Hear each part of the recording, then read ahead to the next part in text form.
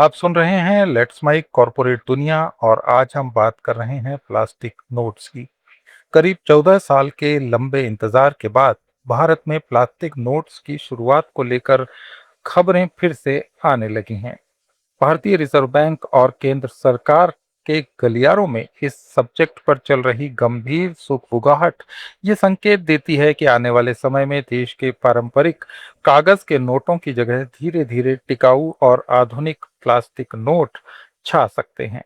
इस पूरी कवायद के पीछे केवल जाली नोटों पर लगाम लगाने का इरादा नहीं है, बल्कि देश की अर्थव्यवस्था में कैश के मैनेजमेंट की भारी भरकम लागत को कम करना और नोटों की उम्र को कई गुना बढ़ाना भी एक बड़ा उद्देश्य है।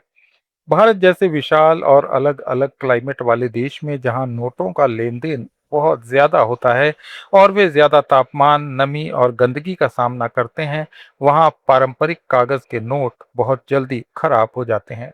सॉइल्ड नोट्स यानी फटे पुराने और गंदे नोटों को इकोनॉमी से बाहर निकालना और उनकी जगह लगातार नए नोट छापना रिजर्व बैंक ऑफ इंडिया के लिए एक वित्तीय और लॉजिस्टिक चुनौती रहा है।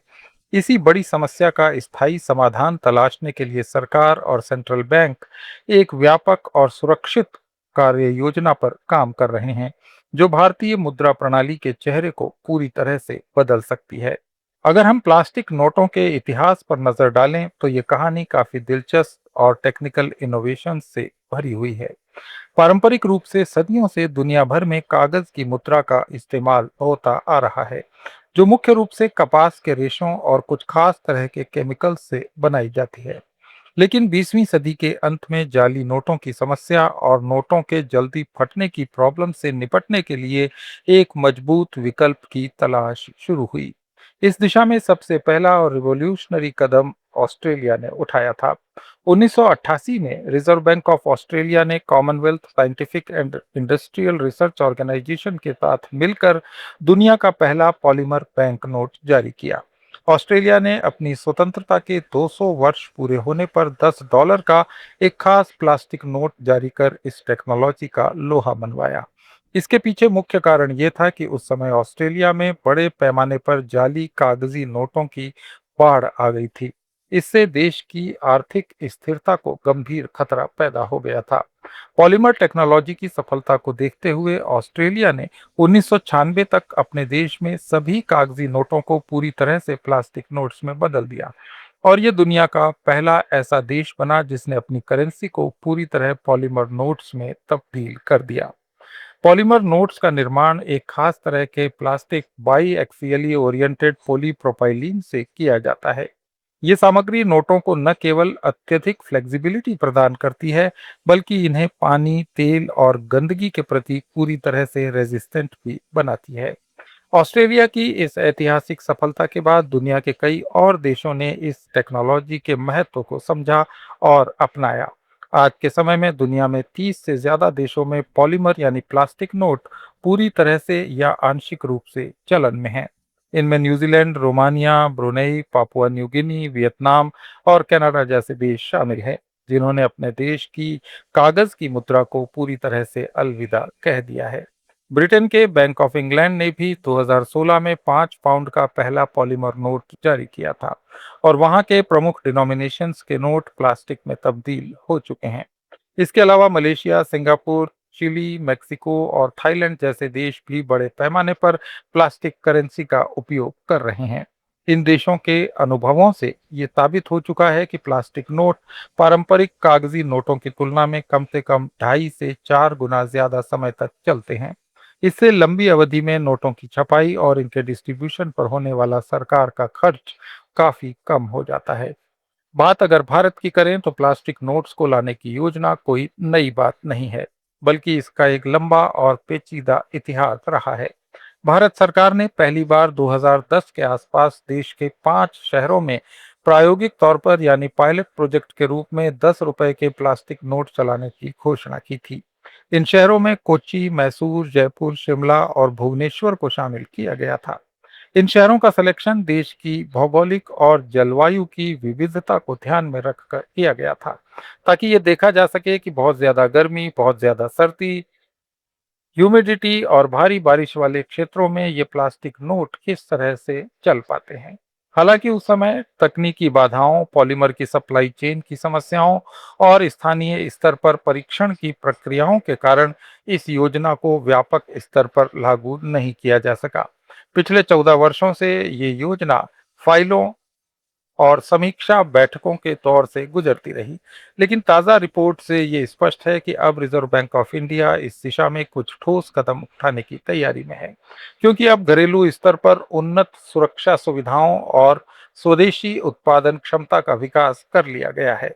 प्लास्टिक करेंसी को अपनाने के पक्ष में सबसे बड़ा तर्क इसकी बेमिसाल सिक्योरिटी विशेषताएं हैं, जो जाली नोट बनाने वाले गिरोहों की कमर तोड़ सकते हैं। कागज के नोटों पर सिक्योरिटी थ्रेड, वाटरमार्क और एक खास तरह की स्याही का इस्तेमाल तो किया जाता है, लेकिन जाली नोट बनाने वाले लोग समय के साथ इनकी हूबहू नकल करने में सफल हो जाते हैं।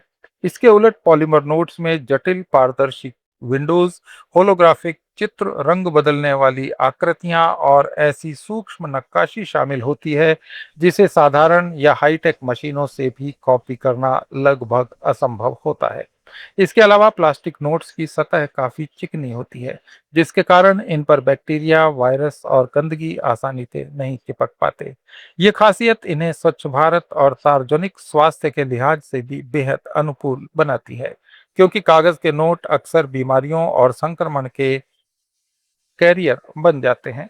आर्थिक दृष्टिकोण से देखा जाए तो हालांकि शुरुआत में प्लास्टिक नोट्स की छपाई की लागत कागज के नोटों की तुलना में थोड़ी ज्यादा होती है, लेकिन उनकी लंबी लाइफ इस शुरुआती खर्च को पूरी तरह से वसूल कर देती है।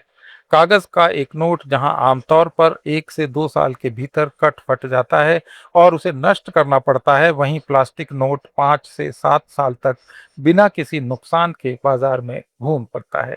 इसका मतलब यह है कि रिजर्व बैंक को बार बार नोट छापने की जरूरत नहीं होगी, जिससे स्याही, कागज और छपाई की मशीनों पर होने वाले करोड़ों रुपयों की बचत होगी। इसके साथ ही जब ये प्लास्टिक नोट अपने लाइफ के अंत में पहुंचेंगे, तो इन्हें रिसाइकल करके दूसरे प्लास्टिक प्रोडक्ट बनाने में उपयोग में लिया जा सकता है, जिससे ये इको फ्रेंडली भी साबित होंगे। जबकि पुराने कागज के नोटों को जलाने या नष्ट करने से प्रदूषण का खतरा हमेशा बना रहता है। भारत जैसी विशाल आबादी और नकदी पर आधारित अर्थव्यवस्था में प्लास्टिक नोट्स को पूरी तरह से चलाना एक बड़ी चुनौती भी साबित हो सकती है।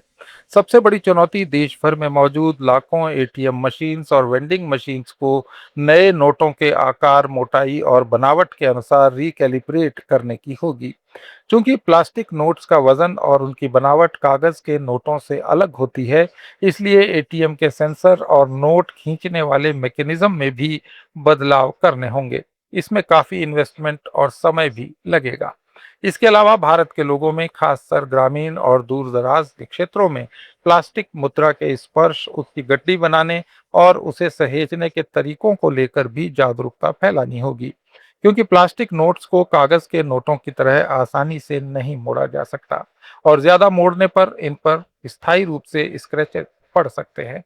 इन तमाम चुनौतियों के बावजूद भारत अब ग्लोबल फाइनेंशियल पैरामीटर्स के अनुरूप अपनी मुद्रा प्रणाली को आधुनिक बनाने के लिए पूरी तरह तैयार है।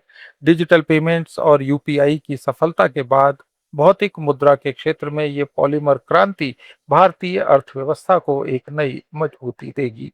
सरकार और रिजर्व बैंक चरणबद्ध तरीके से सबसे पहले छोटे डिनोमिनेशन जैसे 10 और 20 रुपए के नोट्स को प्लास्टिक में बदल सकते हैं। इसके बाद इन एक्सपीरियंसेस के आधार पर बड़े नोटों को भी पॉलीमर नोट में बदलने पर विचार किया जाएगा। ये कदम न केवल देश को जाली नोटों के आतंक से मुक्ति दिलवाएगा, बल्कि अंतर्राष्ट्रीय मंच पर भारतीय रुपए की साख और उसकी तकनीकी सॉवरेनिटी को भी एक नया आयाम देगा। कॉरपोरेट सब्जेक्ट्स पर हमारे इस डेली ऑडियो वीडियो शो को रोज देखने के लिए फॉलो करें लेट्स माइक चैनल को। इसे रेडियो पर सुनने के लिए आप लेट्स माइक ऐप भी डाउनलोड कर सकते हैं। जुड़े रहिए लेट्स माइक के साथ। It's time for news. It's time for more than radio.